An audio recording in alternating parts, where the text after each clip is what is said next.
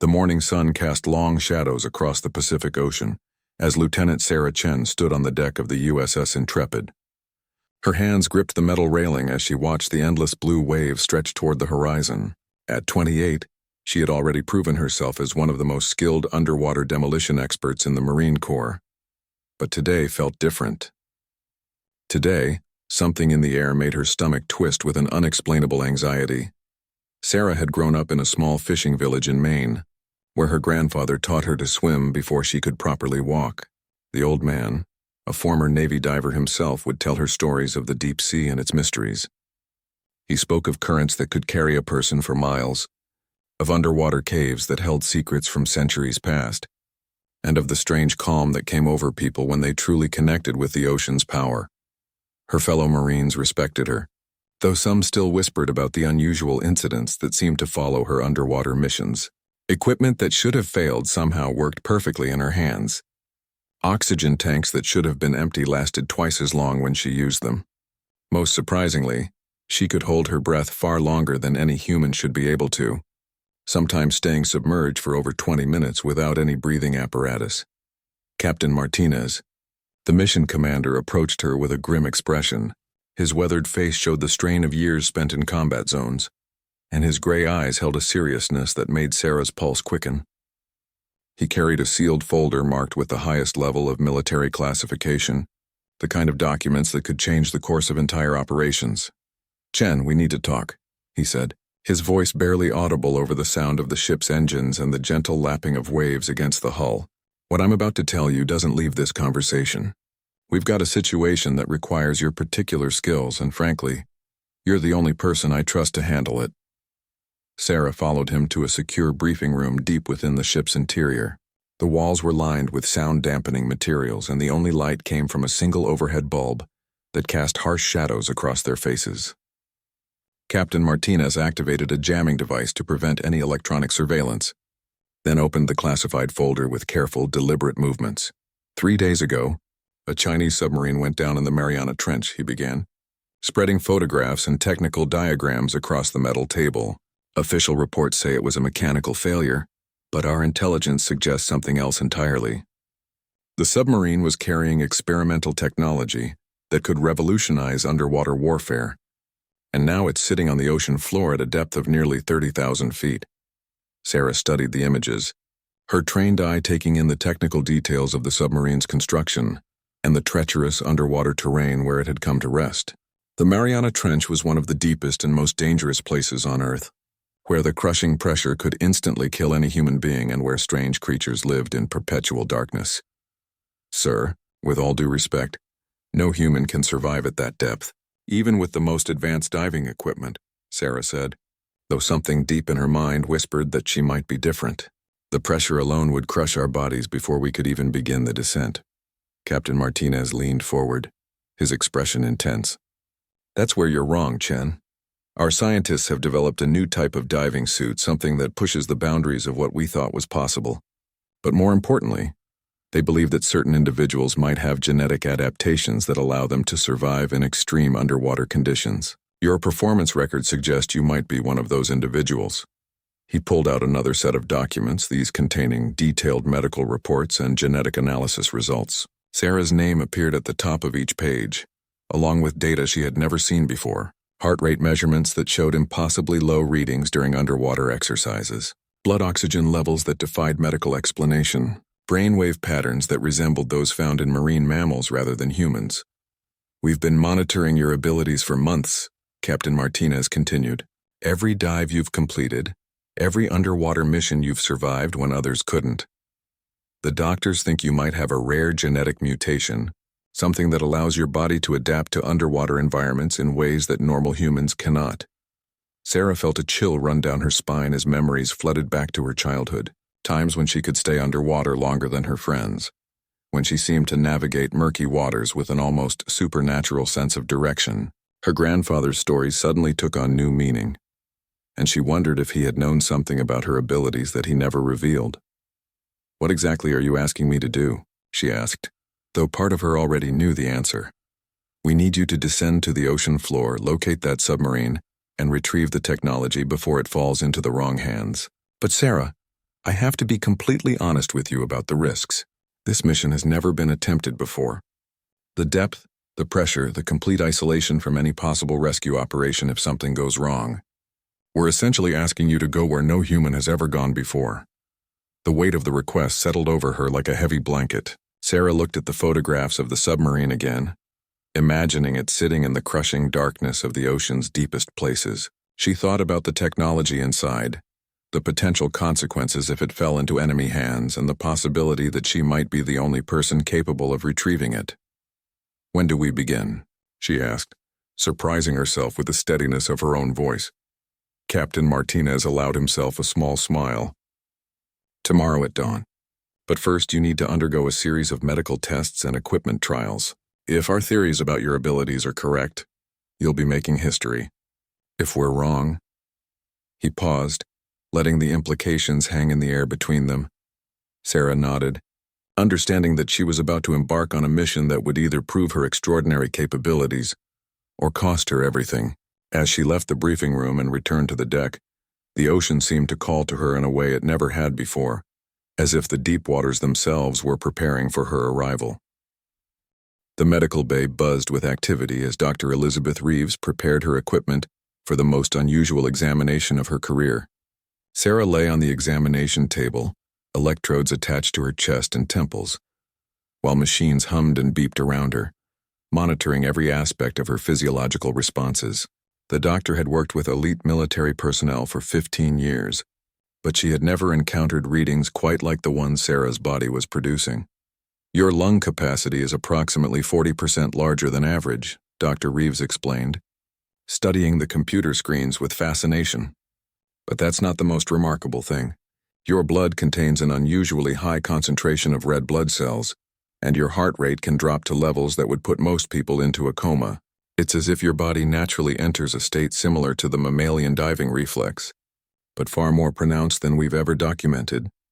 Sarah watched the numbers on the monitors, feeling both amazed and slightly unsettled by the revelation that her body functioned so differently from others. The diving reflex Dr. Reeves mentioned was something she remembered learning about in her marine biology classes, a survival mechanism that allowed seals and whales to slow their heart rates and redirect blood flow during deep dives. The testing continued for hours. Sarah was placed in a pressure chamber that simulated depths of several thousand feet, where other test subjects would have experienced severe discomfort or dangerous physiological changes. Her body seemed to adapt naturally. Her breathing remained steady. Her heart rate stayed controlled, and most remarkably, she reported no pain or distress even as the pressure increased to levels that would incapacitate normal humans. "It's extraordinary," Dr. Reeves murmured to Captain Martinez, who had been observing the tests from behind a protective glass barrier. "Her cellular structure appears to be more flexible than typical human tissue. The way her body processes oxygen and manages pressure changes suggests adaptations that we usually only see in deep-sea marine life." While the medical team analyzed their findings, Sarah was introduced to the experimental diving equipment that would be crucial to her mission's success. Chief Petty Officer Johnson, a veteran diving instructor with 30 years of experience, led her to a secured laboratory where the prototype suit waited on a specially designed rack. The suit looked like something from a science fiction movie. Made from a revolutionary material that combined graphene fibers with bioengineered polymers, it was designed to withstand pressures that would crush conventional diving equipment. The helmet featured advanced life support systems and communication arrays, while the suit's joints contained micromotors that would assist her movements in the crushing depths of the trench. "This beauty can theoretically handle pressures up to 40,000 feet, Chief Johnson explained, running his hands over the suit's sleek surface. "But theory and reality are two different things. You'll be the first human to test it at its maximum capacity, and frankly, that makes me nervous as hell." Sarah stepped into the suit, feeling its weight distribute evenly across her body. The internal systems activated automatically, and she found herself surrounded by a gentle hum of air circulation and computer monitoring. The helmet's display showed her vital signs, depth readings, and a sophisticated sonar system that could map underwater terrain in real time. The preliminary tests took place in a deep training pool aboard the ship. As Sarah descended, she felt an unusual sense of comfort and familiarity, as if the water were welcoming her home. The suit performed flawlessly, its systems adapting to the changing pressure and maintaining perfect life support throughout the dive. But it was during the psychological preparation sessions that Sarah began to understand the true magnitude of what lay ahead. Military psychologist Dr. Amanda Foster worked with her to prepare for the isolation and sensory deprivation she would experience in the abyssal depths of the Mariana Trench. At 30,000 feet down, you'll be in a world unlike anywhere else on Earth, Dr. Foster explained during one of their sessions. Complete darkness except for your suit's lights, pressure that could kill you in seconds if your equipment fails, and a silence so profound it can drive people to panic. You'll be more isolated than an astronaut in space, because at least astronauts can radio back to Earth in real time. Sarah learned about the creatures that inhabited the deepest parts of the ocean, bizarre life forms that had evolved in an environment of crushing pressure and eternal darkness, giant tube worms, translucent fish with bioluminescent lures, and creatures so alien that they seemed to belong on another planet entirely. The thought of encountering these beings in their natural habitat was both thrilling and terrifying. As the day of the mission approached, Sarah spent her evenings on deck, staring into the ocean and trying to quiet her mind. The other Marines had begun to treat her differently, some with awe, others with a mixture of respect and concern. Word had spread through the ship about her unusual abilities, and rumors grew with each retelling. Lieutenant Rodriguez, her closest friend among the crew, approached her one evening as she stood at the ship's rail. They had served together on 3 previous missions, and he had personally witnessed some of her more extraordinary underwater feats. "You don't have to do this. You know," he said quietly, joining her at the railing. "I've seen what you can do underwater, Sarah, but this is different. This is pushing into territory that no human was meant to explore." Sarah appreciated his concern, but she also felt a strange pulling sensation whenever she looked into the deep waters. It was as if something far below was calling to her, drawing her toward the abyssal depths with a force she couldn't entirely understand or resist. "I think I do have to do this," she replied after a long moment of silence. "Not just because of the mission or the technology we need to recover.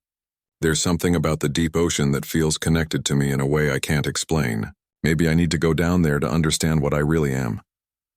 That night, Sarah dreamed of swimming through vast underwater canyons, moving through the water with impossible speed and grace. In her dreams, she could see clearly in the absolute darkness, and the crushing pressure felt like a gentle embrace rather than a deadly threat. When she woke, she couldn't shake the feeling that the dreams were more than just her subconscious processing her fears and hopes about the upcoming mission. The morning of the mission arrived with an eerie stillness that made the entire crew uneasy. The ocean stretched endlessly in all directions, its surface like polished glass reflecting the gray sky above. Sarah stood in the equipment bay, methodically checking every component of her diving suit while technicians made final adjustments to the life support, systems and communication arrays. The dive platform had been positioned directly above the Mariana Trench, where sonar readings showed the Chinese submarine resting on the ocean floor, nearly 7 miles below the surface. The depth was so extreme that the pressure would be over 1,000 times greater than at sea level, enough to compress a human body to the size of a marble in milliseconds. Captain Martinez approached her with a satellite phone in his hand, his expression more serious than she had ever seen it. "Sarah, I just got word from Pentagon Command. Chinese naval forces are moving toward this position. We estimate they'll arrive within 6 hours, which means you'll have limited time to complete the mission and return to the surface." The added pressure of a time constraint made Sarah's heart rate spike momentarily, but she forced herself to remain calm. She had trained for high-stress situations throughout her military career, and she knew that panic was more dangerous than any physical threat she might encounter in the depths. Dr. Reeves performed one final medical check, monitoring Sarah's vital signs and confirming that her body was in optimal condition for the extreme dive. The readings were even more remarkable than during the preliminary tests, as if her body were somehow preparing itself for the challenges ahead. "Your blood oxygen levels are off the charts," Dr. Reeves reported with amazement. "It's like your body knows what it's about to face and is adapting in real time. I've never seen anything like it in 20 years of sports medicine and extreme environment research." The diving bell that would carry Sarah to the initial descent point was a marvel of engineering. designed to protect her during the first phase of the dive, while she acclimated to the increasing pressure. As she sealed herself inside the cramped chamber, she could hear the ocean calling to her through the thick metal walls, a sound that seemed to resonate in her bones. Chief Johnson operated the winch system that lowered the diving bell toward the water's surface. Through the small porthole, Sarah watched the ship grow smaller above her as she descended into the blue-green depths of the Pacific. The water around the bell grew darker with each passing minute, and she began to feel the subtle changes in pressure that signaled her entry into the ocean's middle layers. At a depth of 500 feet, Sarah activated her suit's external systems and prepared to exit the diving bell. This was the point of no return, where she would be completely dependent on her equipment and her extraordinary abilities to survive in an environment that had never been explored by human beings. As she swam away from the diving bell, Sarah felt an immediate sense of freedom and belonging that surprised her. The water seemed to welcome her presence, and she found herself moving through it with an efficiency that exceeded even her own expectations. Her suit's propulsion system barely engaged as she descended through the water column, relying instead on powerful swimming strokes that carried her downward at remarkable speed. The ocean around her transformed as she descended deeper. The familiar blue-green color of surface waters gave way to deeper blues, then to purples, and finally to the absolute blackness of the abyssal zone. Bioluminescent creatures began to appear in her suit's lights, creatures that looked like living stars drifting through the eternal night of the deep ocean. At 10,000 feet, Sarah encountered her first major challenge. A powerful current invisible from the surface threatened to push her off course and away from the submarine's location. Normal diving protocols would have required her to surface and wait for better conditions, but time constraints and the mission's urgency demanded that she find another solution. Instinctively, Sarah began to swim with the current rather than fighting against it. She felt her body responding to the water's movement in ways that seemed impossible, as if she could sense the current's patterns and predict its changes before they occurred. Within minutes, she had navigated through the turbulent water and resumed her descent toward the ocean floor. Her suit's communication system crackled with static as she passed through 15,000 feet, the extreme depth beginning to interfere with radio signals to the surface. Captain Martinez's voice came through in broken fragments, expressing concern about her progress and confirming that Chinese vessels were indeed approaching their position faster than anticipated. The pressure readings on her display showed numbers that should have been fatal to any human being, yet Sarah felt no discomfort. If anything, she felt more alert and focused than ever before, as if the crushing environment were somehow enhancing rather than threatening her abilities. Strange creatures began to appear in greater numbers as she approached the deepest parts of the trench. Transparent fish with light-producing organs, bizarre jellyfish that pulsed with internal luminescence, and serpentine creatures that moved through the water with hypnotic grace. Rather than feeling frightened by these alien life forms, Sarah found herself fascinated by their perfect adaptation to the extreme environment. At 25,000 feet, her suit's external cameras captured the first glimpse of the ocean floor. The submarine appeared as a dark shadow against the pale sediment of the abyssal plain, its hull partially buried in the soft mud that had been accumulating for millions of years. But as Sarah approached the final 1,000 feet of her descent, her suit's systems began to register something unexpected. The submarine was not alone on the ocean floor. Surrounding it were structures that appeared to be artificial, geometric shapes that seemed too regular, and purposeful to be natural formations. Sarah's heart rate increased as she realized that she might be looking at evidence of human activity in a place where no human should have been able to survive. The implications were staggering, and she knew that her mission had suddenly become far more complex than anyone had anticipated. As she touched down on the ocean floor next to the submarine, Sarah felt the soft mud compress beneath her feet. The absolute silence of the abyss enveloped her, broken only by the gentle hum of her life support systems and the steady rhythm of her own breathing. She was 7 miles beneath the surface of the Pacific Ocean, in a place where the pressure would instantly kill any unprotected human being. Yet she felt more alive and capable than ever before in her life. The submarine lay before Sarah like a metallic whale, its hull scarred from the violent descent to the ocean floor. Her suit's powerful lights illuminated the craft's exterior, revealing Chinese naval markings and technical specifications that confirmed this was indeed the vessel they had been sent to investigate. But it was the strange structures surrounding the submarine that captured her attention and filled her with a mixture of curiosity and apprehension. The geometric formations appeared to be made from a material that reflected her lights in unusual patterns, creating prismatic colors that danced across the abyssal plane. They were arranged in precise patterns that suggested intelligence and purpose, yet they seemed far older than any human technology. Sarah approached one of the structures cautiously, her training warning her to be suspicious of anything unexpected in such a remote location. As she examined the nearest formation, her suit's sensors detected energy signatures that shouldn't have existed at such depths. Low-level electromagnetic fields pulsed through the water, creating patterns that seemed almost like communication signals. Sarah documented everything with her suit's recording equipment, knowing that the data would be invaluable to the research teams waiting on the surface. The submarine's hull had been breached in several places, allowing seawater to flood the interior compartments. Sarah located the main access hatch and used her suit's cutting tools to enlarge the opening, creating a passage wide enough for her to enter the vessel. The interior was filled with seawater and debris, but her lights revealed that much of the submarine's equipment remained intact.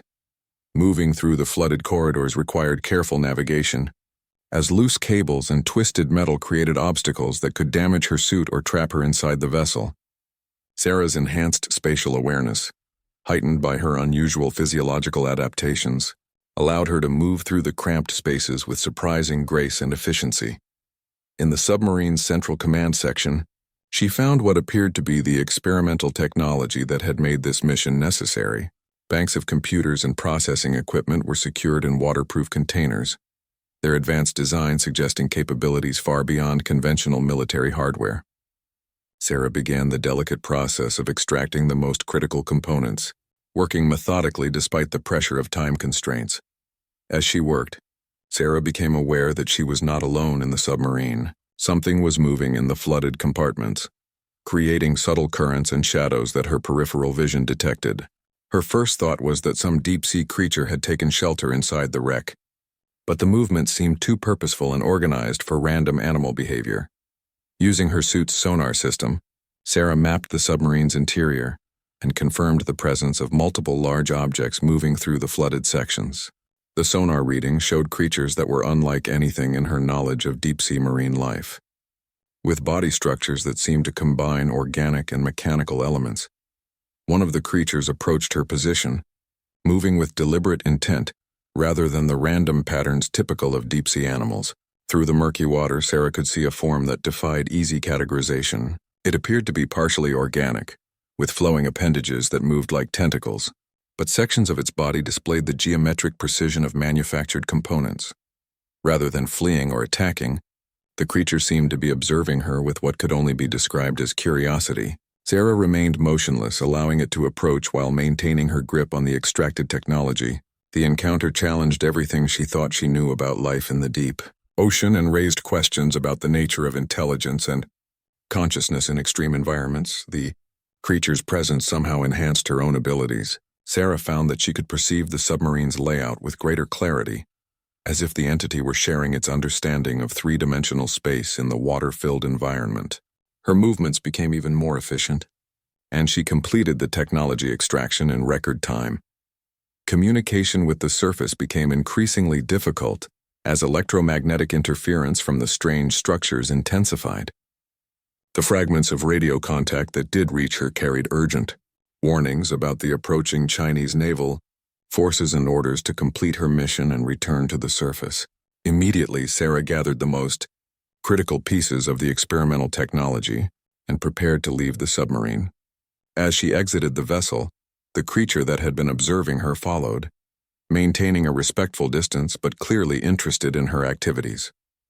Other entities emerged from the geometric structures, creating a gathering of beings that represented a form of intelligence completely unknown to human science. The ascent from the ocean floor required careful planning and execution. Sarah's suit had performed flawlessly during the descent and underwater operations, but the return journey would test its systems to their absolute limits. The compressed air in her tanks had been consumed more slowly than anticipated, another indication that her body was processing oxygen in ways that defied normal human physiology. As she began her ascent, the creatures accompanied her for the first several thousand feet, moving through the water with effortless grace that made even Sarah's enhanced abilities seem crude by comparison. They seemed to be protecting her during the most dangerous phase of the journey, where equipment failure or physiological problems could prove fatal. At 15,000 feet, the creatures departed, returning to the abyssal depths that were their natural habitat. Sarah continued her ascent alone, carrying technology that could revolutionize underwater warfare and knowledge of intelligent life forms that existed in Earth's most extreme environment. The decompression process required precise timing and careful monitoring of her body's responses. Unlike normal divers who would need extended periods at various depths to prevent potentially fatal nitrogen absorption problems, Sarah's physiology seemed to handle the pressure changes naturally. Her ascent rate exceeded all standard safety protocols, yet her body showed no signs of distress or injury. As she rose through the ocean's middle layers, Sarah began to process the implications of what she had discovered.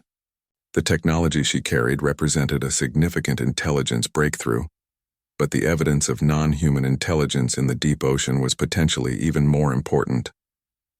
The creatures she had encountered displayed capabilities that could advance human understanding of consciousness, intelligence, and adaptation to extreme environments. Her suit's communication system began to receive clearer signals as she approached the upper ocean layers. Captain Martinez's voice came through with increasing urgency, reporting that Chinese vessels were within visual range of their position, and that immediate extraction was necessary to avoid an international incident that could have serious diplomatic and military consequences. Sarah broke through the ocean's surface just as the first Chinese destroyer appeared on the horizon, its sleek silhouette cutting through the morning haze. The USS Intrepid's crew had been tracking her ascent through sonar, and recovery teams were already in position to extract her from the water with maximum speed and efficiency. The moment her helmet cleared the surface, Sarah felt the familiar sensation of breathing normal air pressure, though her body seemed to have adapted so completely to the deep ocean environment that the transition felt almost jarring. Chief Johnson and his team quickly maneuvered the recovery crane to lift her onto the ship's deck, where Dr. Reeves waited with medical monitoring equipment. "How do you feel?" Dr. Reeves asked as technicians helped Sarah out of the experimental diving suit. Her vital signs were being displayed on portable monitors, and the readings continued to astonish the medical team. Despite having just completed the deepest solo dive in human history, her heart rate and blood pressure were within normal ranges. "I feel incredible," Sarah replied honestly, though she struggled to put her extraordinary experience into words. The pressure, the depth, the creatures I encountered down there. It all felt natural, like I belonged in that environment. "I know that sounds impossible, but I've never felt more capable or alive than I did 7 miles under the ocean." Captain Martinez approached as Sarah was being helped out of the diving equipment. His expression showed relief at her successful return, but also the stress of the developing international crisis. Chinese naval vessels were approaching their position at high speed, and radio communications indicated they were demanding explanations for American military operations in international waters. "Did you retrieve the technology?" he asked, keeping his voice low to prevent the information from being overheard by nearby crew members who lacked the security clearance for such sensitive intelligence. Sarah indicated the waterproof containers that held the experimental equipment she had extracted from the submarine. "It's all here, along with documentation and data storage devices that should give us a complete picture of their capabilities. But Captain, there's something else you need to know about what I found down there." Before she could explain about the intelligent creatures and the mysterious structures surrounding the submarine, alarms began sounding throughout the ship. The Chinese naval forces had moved into an aggressive formation and were demanding that the American vessel heave to for boarding and inspection. "We need to move fast," Captain Martinez said, making a quick decision that would determine whether their mission ended in success or international incident. "Get that technology to the secure laboratory immediately and prepare Sarah for debriefing. We'll deal with our visitors after we've protected the intelligence we came here to gather." As the USS Intrepid began evasive maneuvers to avoid the approaching Chinese vessels, Sarah found herself in the ship's medical bay undergoing extensive examinations. Dr. Reeves and her team were documenting every aspect of her physical condition, trying to understand how she had survived conditions that should have killed any human being. "Your cellular structure has changed," Dr. Reeves reported after reviewing the preliminary test results.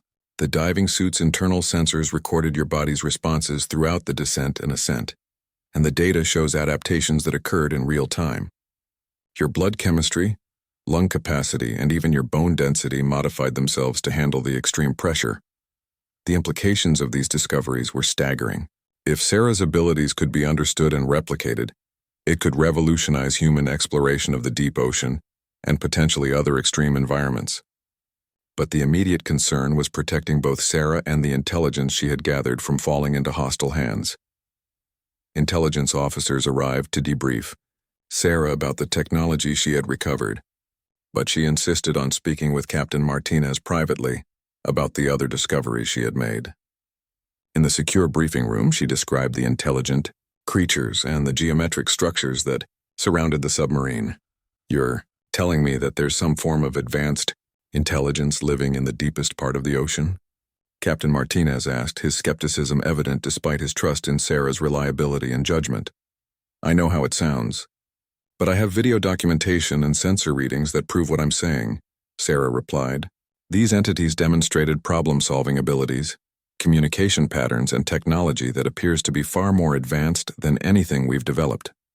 They seemed to understand that I was different from normal humans, and they helped me complete the mission."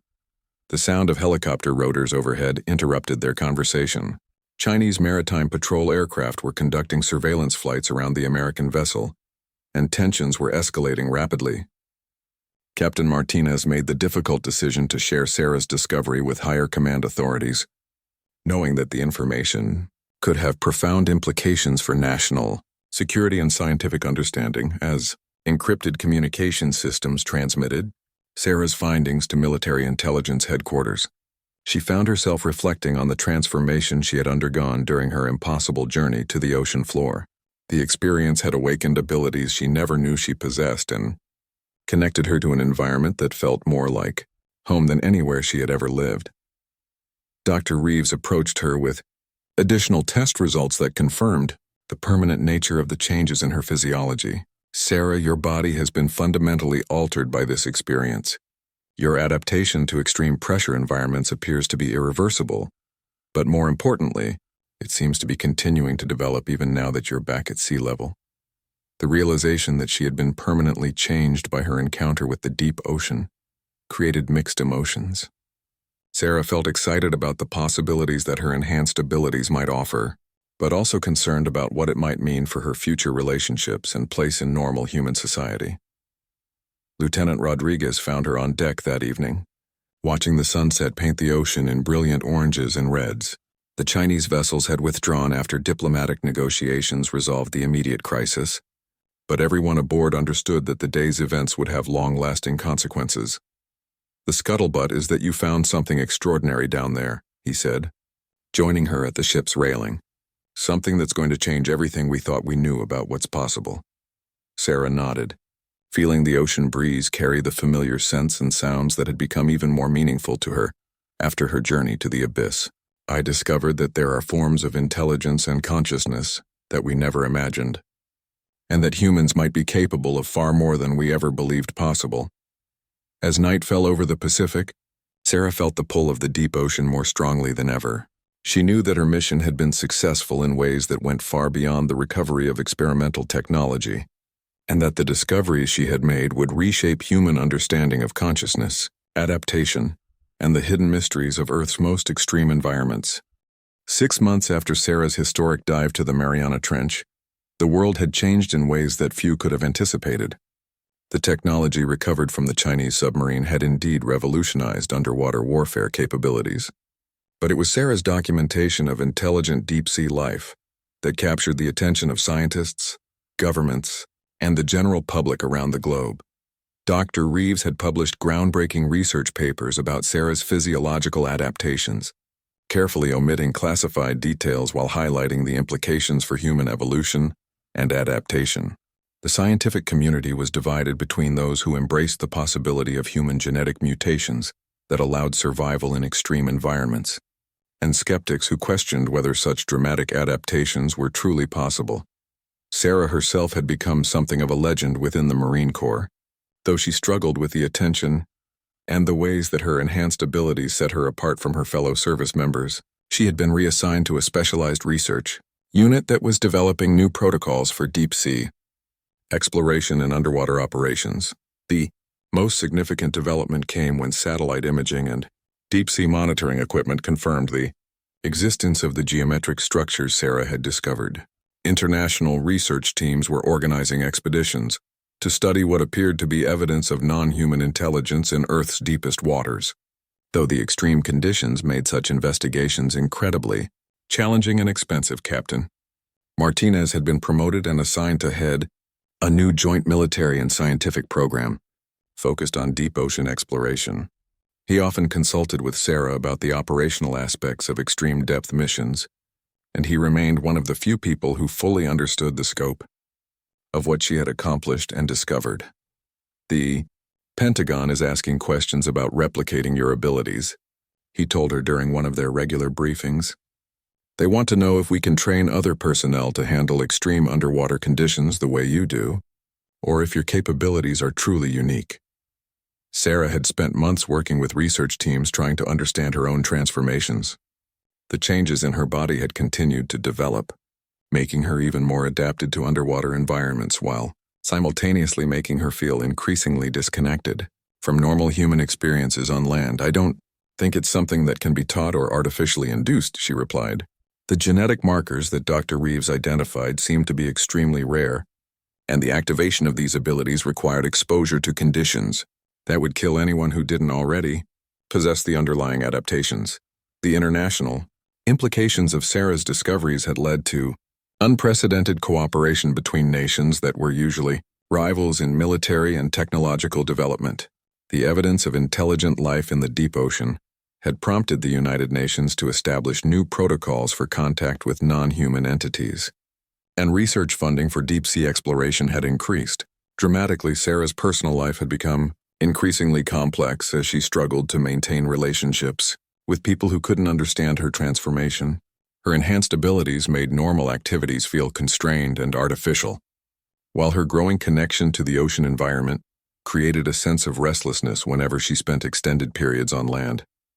She began volunteering for every available underwater mission, pushing the boundaries of human deep-sea exploration, while secretly hoping to encounter the intelligent creatures she had met in the Mariana Trench.